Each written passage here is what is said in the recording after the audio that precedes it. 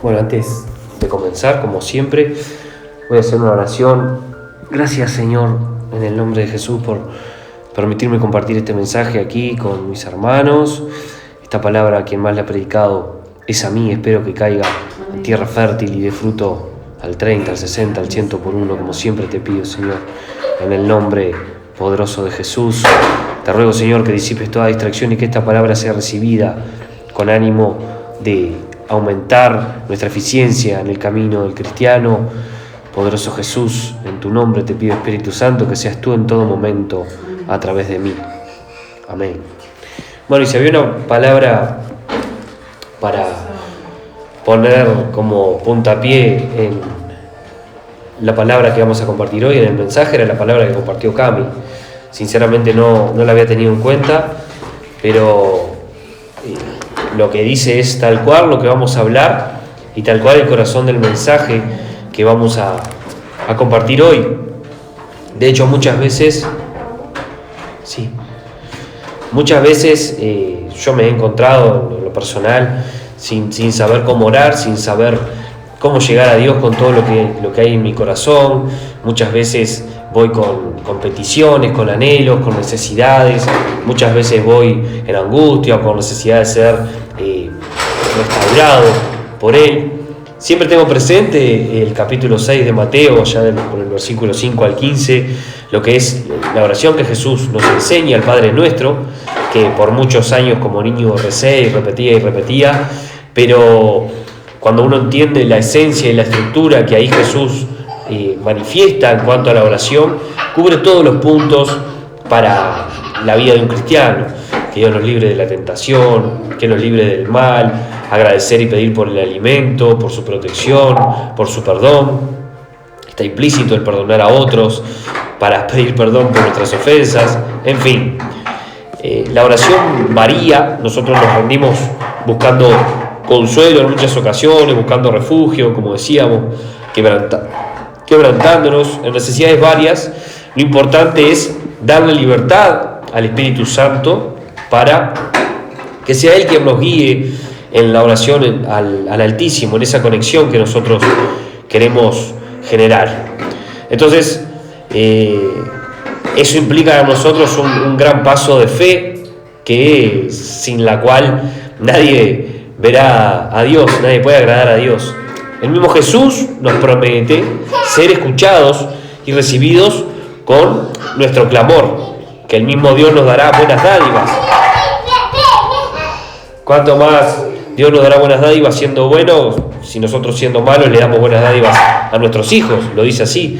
Es una promesa que está escrita y viene de parte de Jesús y que debemos de tomar en serio y hacerla parte de nuestra oración. Decirle: Padre, Jesús dijo que tú nos darías buenas dádivas y que seríamos escuchados cuando oremos. Por eso me estoy animando a dar ese paso. Entonces hay una iniciativa basada en una promesa de Dios, como decía Cami, guardar en el corazón las promesas que Dios da, y el corazón de la palabra, del mensaje de hoy, viene en eso, ¿sí? Hoy aprenderemos a hacer de nuestra oración una herramienta sumamente poderosa. Tenemos, como le decía, el Padre Nuestro, pero hay muchas más cositas que debemos de tener en cuenta. Una de ellas es la que vamos a compartir hoy.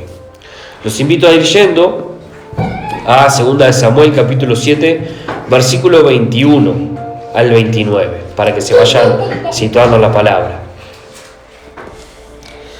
Voy a hacer un pequeño preámbulo de la situación que se estaba viviendo en ese entonces. David, luego de un largo trato del Señor, de unos 15 años aproximadamente, llegó a ser rey sobre Israel. Dios le había dado reposo sobre sus enemigos, y David tiene un sentir en su corazón que es construirle una casa, construirle un templo a Dios, por llamarlo de alguna manera. Y bueno, se lo manifiesta al profeta Natán. El profeta Natán le contesta: bueno, haz lo que bien te pareciere en tu corazón. Y luego Dios le habla al profeta Natán, viene palabra de Dios a través del profeta, y él le va con un mensaje, con una negativa a David. Mirá, David, Dios de manera muy sutil, muy elegante, le responde que no, que él no necesita su templo. Mirá, si yo no necesito que nadie me edifique casa. Pero esa negativa fue muy suave, muy dulce de parte de Dios, viene también con una promesa, no solo para David, sino también para el pueblo y su heredad. Dios le haría casa a David, Dios establecería el reino de David. De tu linaje vendrá uno al que le afirmaré su reino, dice Dios, y será afirmada tu casa y tu reino será estable eternamente. Pequeña promesa. Ante suculenta promesa, sin esperarlo, David siente humillarse y de ponerse delante de Dios, como dice ahí, que eso implica que David se vuelque humilde delante de Dios, como siervo suyo, lo cual menciona unas 10 veces en este pasaje, en este capítulo, y en esta oración de agradecimiento vemos una actitud de alabanza, una actitud de ser guiado en el propósito que Dios tenía para su vida. Vamos a leer la palabra y veremos qué hace David respecto a lo prometido por Dios, es decir, cómo apalanca David su oración con la promesa que recibe de Dios. Vamos a leer entonces 2 de Samuel, capítulo 7, versículo 21 al 29. Primera y 2 de Samuel en particular para mí, que son libros que estoy estudiando a profundidad, me han ministrado muchísimo. No descarte que el Antiguo Testamento lo pueda ministrar tremendamente, hasta incluso en Levítico y Números, cuando se dan detalles de cómo se iba a hacer el tabernáculo, entre otras cosas, Dios hace con su palabra viva y eficaz de maneras misteriosas, así que lo invito a sumergirse en esas aguas también. Bien, 2 de Samuel capítulo 7, versículo 21, dice así: Todas estas grandezas has hecho por tu palabra y conforme a tu corazón, haciéndolas saber a tu siervo. Por tanto, tú te has engrandecido, Jehová Dios, por cuanto no hay como tú, ni hay Dios fuera de ti, conforme a todo lo que hemos oído con nuestros oídos. ¿Y quién como tu pueblo, como Israel, nación singular en la tierra? Porque fue Dios para rescatarlo por pueblo suyo, y para ponerle nombre, y para hacer grandezas a su favor, y obras terribles a tu tierra, por amor de tu pueblo que rescataste para ti de Egipto, de las naciones y de sus dioses. Porque tú estableciste a tu pueblo Israel por pueblo tuyo para siempre, y tú, oh Jehová, fuiste a ellos por Dios. ¿Por qué? Ahora pues, Jehová Dios, confirma para siempre la palabra que has hablado sobre tu siervo y sobre su casa, y haz conforme a lo que has dicho, que sea engrandecido tu nombre para siempre y se diga: Jehová de los ejércitos es Dios sobre Israel, y que la casa de tu siervo David sea firme delante de ti. Porque tú, Jehová de los ejércitos, Dios de Israel, revelaste al oído de tu siervo diciendo: yo te edificaré casa. Por esto tu siervo ha hallado en su corazón valor para hacer delante de ti esta súplica. Ahora pues, Jehová Dios, tú eres Dios, y tus palabras son verdad, y tú has prometido este bien a tu siervo.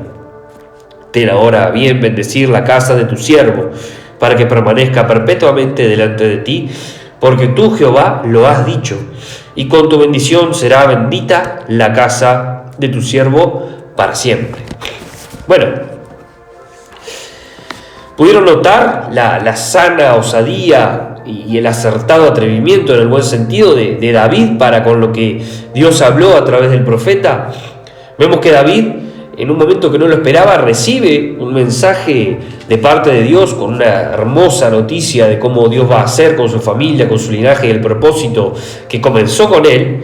Y David hace de lo que Dios le prometió carbón para la locomotora que lo iba a conducir, que subía esa oración al Padre y que se iba a manifestar sin lugar a dudas en el futuro y en el transcurso de la vida de David, en esa palabra soltada, en esa promesa.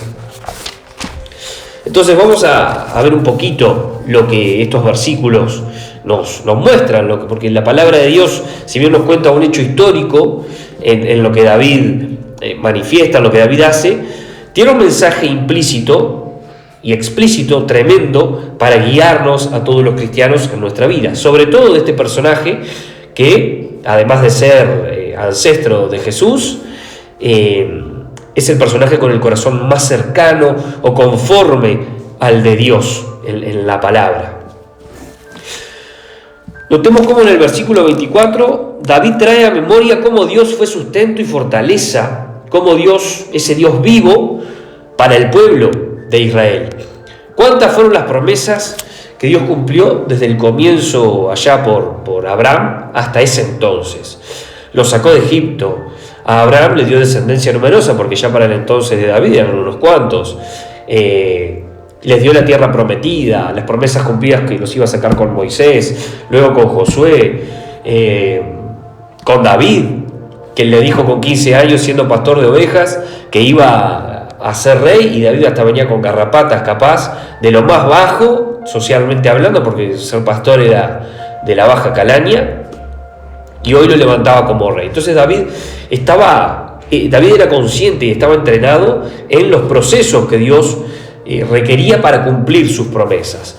David sabía que lo que Dios hablaba, Dios lo cumplía, y sin duda que luego de ese reconocimiento de parte de David a Dios, el dulce cantor de Israel se lo llamaba David, se catapulta en fe y valor y ruega a Jehová que confirme para siempre la palabra que fue soltada sobre él y su casa.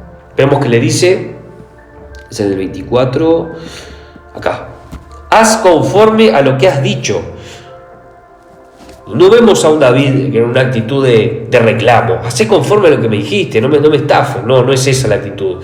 Lejos de ser un reclamo insolente, es un acto de aferrarse a esa cuerda que el mismísimo Altísimo le tendió y le lanzó, para que a través de la oración Él pueda traer sobre su vida y la de su familia tal bendición.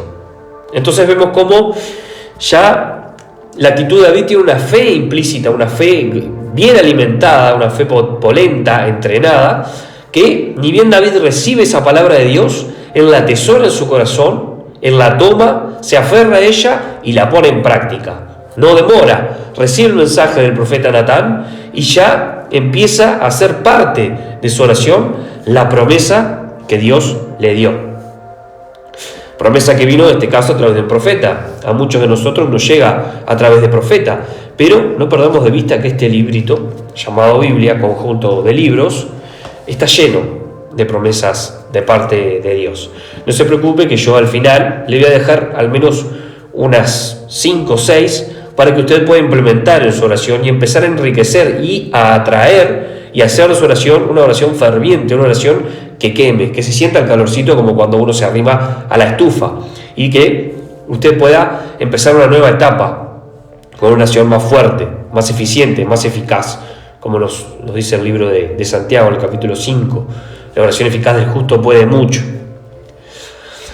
El versículo 26 nos deja ver cómo el corazón de David no solo quería tal bien para su casa, sino que a través de esto Dios se iba a glorificar. Es decir, fuera de todo lo lindo que Dios le decía, todo lo enriquecedor materialmente, familiarmente, hasta de honra hablando, no era un tema de que David se gozaba en sus concupiscencias tras recibir esta palabra de Dios, sino que él sabía que Dios iba a glorificar en lo que Dios había prometido en su vida.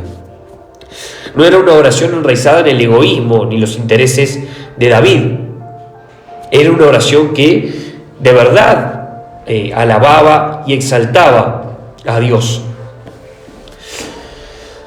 De hecho, él reconoce que ha sido Jehová quien la levantó a su actual posición y le libró de cientos, por no decir miles, de ocasiones de peligro, de muerte, como lo fue la batalla contra Goliat, como lo fue las tantas veces que Saúl lo quiso matar y las tantas veces que fue en batalla, y no se nos dice en la palabra porque no da detalle, pero que Dios lo salvó de que literalmente lo mataran. Entonces vemos a un David con un corazón alineado al de Dios, sometido a él, y tras recibir esa hermosa promesa, lejos de ensalzarse, el corazón de David le da la gloria a Dios. Al releer el versículo 27 podemos ver a un David entregado a la voluntad de Dios. Dice: porque tú, Jehová de los ejércitos, Dios de Israel, revelaste al oído de tu siervo diciendo: yo te edificaré casa. Vemos cómo David insiste y vuelve a traer a memoria que fue Dios quien le dio el mensaje, que fue Dios quien dio la iniciativa y que él se basa en eso para tal osadía como reclamarle bien a Dios con un corazón conforme al de él, esa palabra, esa promesa que Dios le dio. Entonces, me viene a memoria el pasaje de Números 23:19, el cual dice que Dios no es hombre para mentir, ni hijo de hombre para arrepentirse. Si Él dice, Él hará, y si Él prometió, cumplirá. Ahí, por ejemplo, ya tenemos una característica de Dios que nos está afirmando en la palabra, que todo lo que proviene de Dios Él es fiel, tanto para lo bueno como lo malo. De hecho, estamos estudiando ahora nosotros el profeta Daniel, los días martes, y ahí se ve explícitamente cómo el pueblo de Israel pasó por el cumplimiento de promesas de Dios, pero del lado negativo, es decir, ellos desobedecieron, y en Deuteronomio 28, del versículo 16 en adelante, creo que es, hasta el 67, está detallado todas las promesas y ellos se apartaban. Se apartaron y Dios la cumplió, tanto para lo bueno como lo malo. ¿Sí? Entonces, vemos a un David que tiene el corazón conforme al de Dios y busca la gloria de Dios en la promesa que Dios le da. Y vemos a un David que ora con fe, pero también tenemos que David conoce a Dios, David conoce la esencia de Dios y David conoce la palabra de Dios. Si usted conociera más la palabra de Dios, es algo que tenemos que hacer día a día y que lo tenemos que tomar más en serio todos, y me incluyo, usted va a poder hacer de su oración algo mucho más eficiente, más ferviente y más directo a Dios, porque le va a conocer más promesas, va a conocer más cómo Dios cumple esas promesas, no en los tiempos que uno quiere, porque Dios tiene un propósito y el regirnos por la mano de Dios demanda que nosotros nos sometamos a Él y dejemos que Él haga en sus tiempos y no en los nuestros. Pero es importante conocer a Dios, y para conocer a Dios hay que tener intimidad con Él e ir a la palabra. Y si usted le agrega el aderezo de obedecer, va a hacer que toda esta ensalada sepa exquisita y lo nutra perfectamente para esto que estamos hablando. Vayan tomando nota porque acabo de mencionar las 3 patas del caminar cristiano: meditar en la palabra de Dios, tener intimidad con Él y obedecerle. Donde falle en una de esas, renguea pa' buena. O sea, es difícil. ¿Sí? Versículo 28. Aquí vemos que dice: ahora pues, Jehová Dios, tú eres Dios y tus palabras son verdad, y tú has prometido este bien a tu siervo. Vemos cómo David tiene ese reconocimiento de la realeza de Dios, siendo él rey, porque ya era un personaje y pico en Israel. No es que estamos hablando de un David que todavía está escondido en una cueva o que es pastor, no, ya David es rey.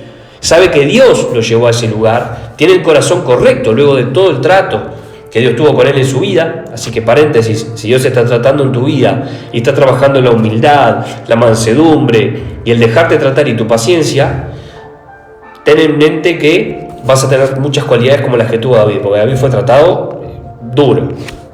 ¿Sí? Entonces, con ese corazón David trae consigo alabanza y reconocimiento de la esencia de Dios. Tú no mientes, le dice. Traiga a memoria nuevamente lo de Números 23:19. Y tus palabras son verdad, Jehová, Dios. Tú eres Dios. Vemos cómo David se rinde, David reconoce su posición y notamos una actitud de sometimiento brutal. Y eso a Dios le encanta. No por un tema de someternos, ni de decir yo soy Dios, porque hay que darle el control a Él, hay que desligarnos de todo deseo de control, de autocontrol, que de hecho de ahí viene la brujería. La brujería que busca tener el control sobre la gente, tener el control sobre las situaciones, que a qué le va a llamar porque mi corazón está herido con él, o porque tengo envidia, porque tengo celos. Tengan en mente esto, vayan teniendo en cuenta todas las características que David nos deja ver de su corazón y que Dios quiere, sin lugar a dudas, que nosotros también manifestemos y nos caractericen. Bien, versículo 29 y final, vemos cómo David le dice: por favor, Jehová, bendice mi casa, porque así has dicho. Otra vez le dice, y le trae a la memoria que ha sido Dios quien ha prometido. Si usted ha leído en algún momento Génesis 1, va a poder ver ahí manifestado el poder que tiene la palabra de Dios tras ser enunciada, tras ser hablada. Dios dijo: hágase la luz, y se hizo.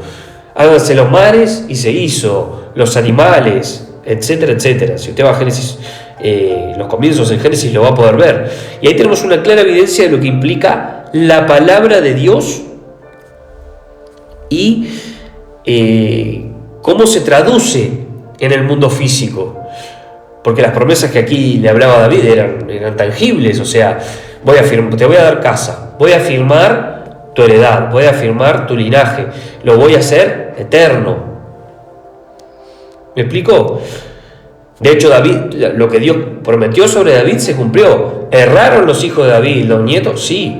El mismísimo David erró. Y en el siguiente en el capítulo 11, estamos en el 7, en el 11 Dios nos deja ver cómo David, como pecador que era, cae.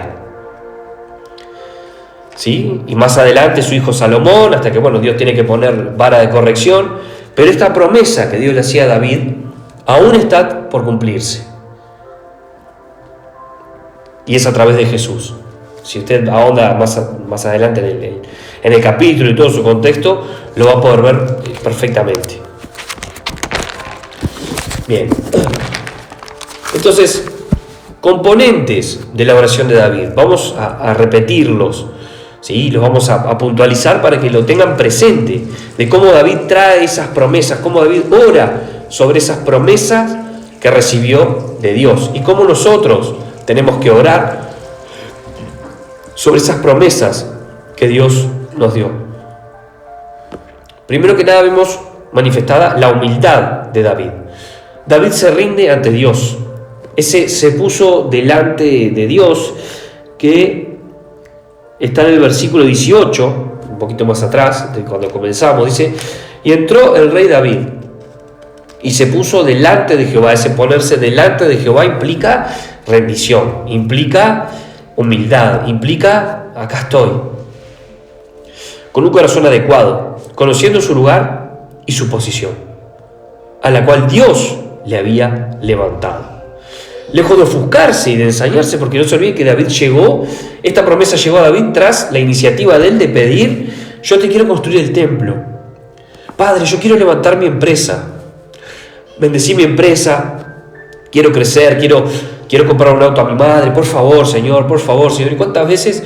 O me quiero ir de viaje, y hablo de muchas cosas materiales porque suelen ser los puntapiés iniciales en nuestra relación con Dios. De hecho, lo fue en mi caso, yo llegué a Dios nuevamente por un trato en lo material que Dios tuvo conmigo. Y muchas veces recibimos una negativa de parte de Dios. David recibió una negativa. Dijo: no vas a ser tú quien me edifique el templo, pero va a pasar tal y tal cosa. Y vieron a David en algún momento reclamarle a Dios o reprocharle: no, pero yo te quiero hacer el templo, no. David se olvidó del tema y se centró en lo que Dios tenía planificado para su vida, para su propósito. No se olviden que nosotros somos creación. Y si lo quiere ver en un plano más sencillo, esto que estamos compartiendo, imagínese una bombita queriendo ser cuchara para la sopa. No, pero yo quiero que te pide la bombita. No, yo quiero que me uses para batir la sopa. Digo: no, yo no voy a batir la sopa con una bombita.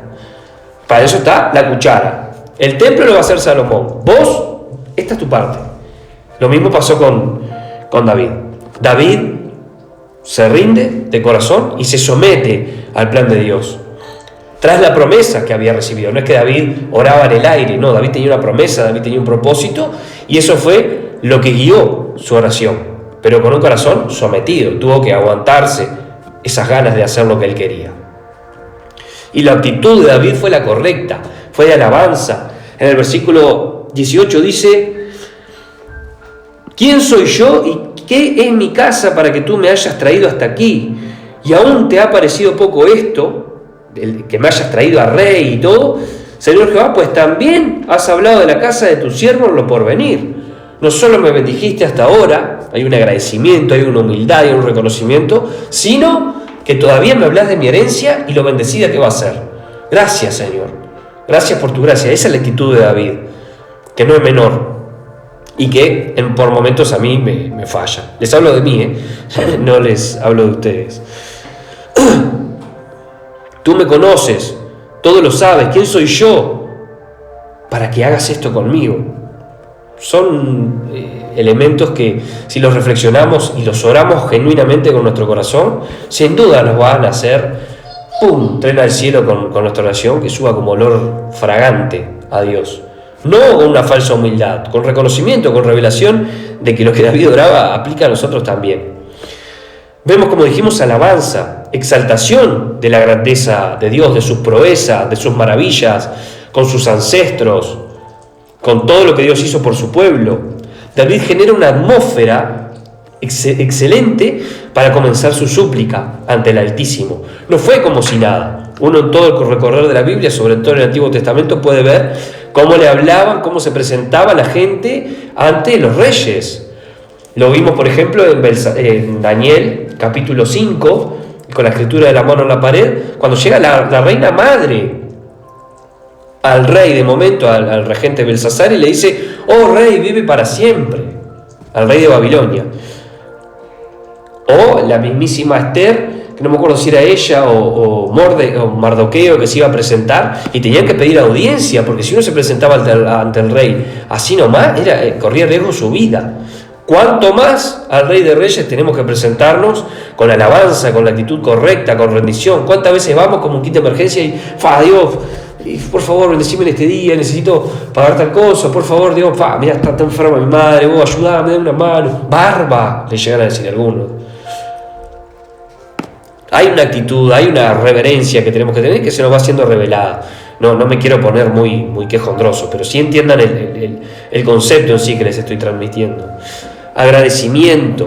David reconoce todo cuanto Dios hizo por su pueblo y por él en particular. Por gracia. La gracia, para que lo sepan, es un regalo inmerecido. Y es por lo que nosotros tenemos la salvación, por gracia, a través de Jesucristo. Por amor, es que Jehová sostuvo a su siervo y, tras ser tratado por años, le permitió llegar ahí, como rey, con un propósito que recién confirmaba y sería para siempre, pues su herencia próxima y su herencia a futuro tenían una promesa, con cumplimiento perfecto en Cristo Jesús. David tenía otra cosa, y aquí es donde me quiero centrar: conocimiento de la palabra de Dios y del Dios de la palabra, porque son dos cosas importantes. Uno puede saber mucho de la palabra de Dios, como teólogo, como erudito, pero no tener intimidad con Dios y no conocerle. Y uno puede tener mucha intimidad con Dios, pero si no conoce la palabra, como hablamos recién, se queda corto en algo. Entonces, para poder orar las promesas que Dios tiene para nosotros y que nos dejó en este libro, que lejos de ser un libro histórico, es un libro que tiene palabra viva y eficaz, que debemos de saber usar a nuestro favor, debemos de conocerlas. ¿Con qué seriedad, les pregunto, y me lo pregunto a mí también, han estudiado la palabra de Dios hasta ahora? Porque las promesas de las que les hablo están acá. Escudriñan la palabra para entender y conocer lo que Dios ha prometido y la esencia de ese Dios que promete. Por ejemplo, yo le puedo decir que ese Dios es fiel. Segunda Tesalonicenses 3 nos dice que el Señor es fiel. Nuevo Testamento. Deuteronomio 7:9, quinto libro de la Biblia, dice que el Dios, nos habla del Dios fiel. Primera de Tesalonicenses 5:24 dice: el que lo llama es fiel. Y bueno, hay un montón de pasajes más que nos hablan de la fidelidad de Dios. ¿A qué lo llamo? A tomarse en serio esto, que no es simple un mensaje, no es un mensaje simplemente, o venir acá y escuchar, qué bien que predica este muchacho, o lo que sea. No, esto me lo trató Dios, y sin duda que fue el Espíritu Santo, y es el Espíritu Santo a través de mí. Los invito a ir confiados al trono de la gracia para alcanzar misericordia y hallar gracia para el oportuno socorro en todas las áreas de su vida, y socorro que viene de la mano de promesas. Al Padre le agrada que nos basemos en sus promesas para orar. por algo nos las envía, para darnos una guía, para darnos certezas que cada vez son más fuertes en nosotros a medida que nuestra fe va ganando músculo, tal cual como cuando uno va al gimnasio. Son sustento a nuestra fe, y el orar dichas promesas no solo nos van a ayudar a aprendérnoslas y tenerlas presentes, sino que sin duda conmoverán el corazón del Altísimo para con nuestras causas.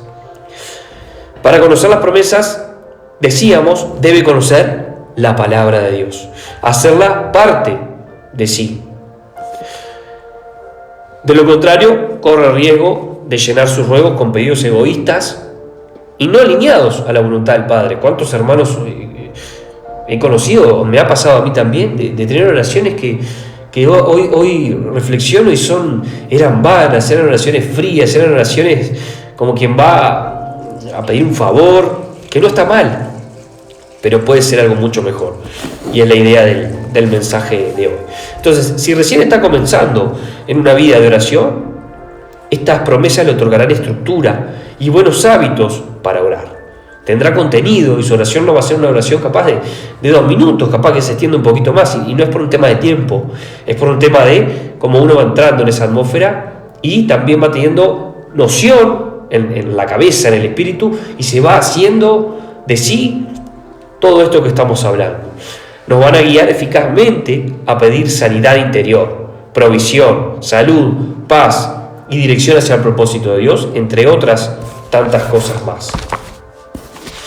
Y si por otro lado lleva mucho tiempo orando, quizás no tenía este principio tan presente, y hoy Dios nos llame a tener más presente en nuestros clamores las promesas que de su corazón han salido, para con todos aquellos que la tomen en serio y las hagan suyas. En resumen, Dios nos llama con esta palabra, que al que más le ha predicado es a mí, sin lugar a dudas, a ir en actitud humilde ante Él, en el nombre de Jesús, nombre de aquel que es la promesa más grande, cumplida por parte de Dios, una promesa que ya se cumplió. Dios fue entregado como sacrificio nuestro, rasgó el velo del templo y es el intercesor ante el Padre, es el camino, la verdad y la vida.